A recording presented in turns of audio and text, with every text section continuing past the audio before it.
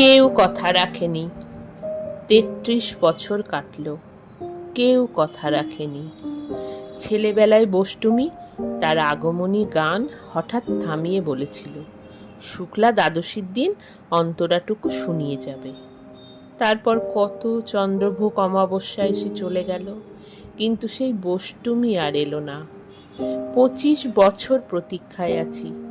মামাবাড়ির মাঝি নাদের আলী বলেছিল, বড় হও দাদা ঠাকুর, তোমাকে আমি ৩ প্রহরের বিল দেখাতে নিয়ে যাব।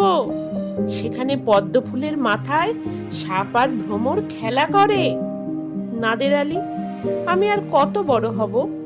আমার মাথা এই ঘরের ছাদ ফুঁড়ে আকাশ স্পর্শ করলে তারপর তুমি আমায় ৩ প্রহরের বিল দেখাবে? একটাও রয়্যাল গুলি কিনতে পারিনি কখনো।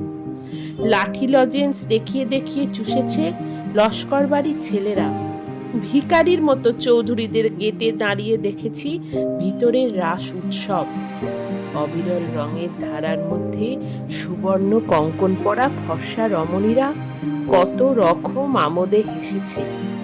আমার দিকে তারা ফিরেও চায়নি।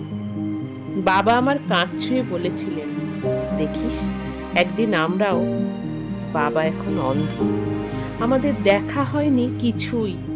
সেই রয়্যাল গুলি, সেই লাঠি লজেন্স, সেই রাস উৎসব আমায় কেউ ফিরিয়ে দেবে না।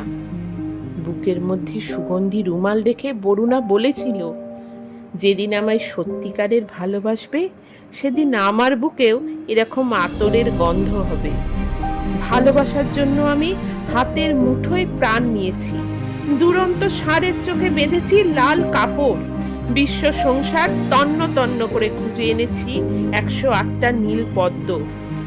তবু কথা রাখেনি বলুনা। এখন তার বুকে শুধুই মাংসের গন্ধ।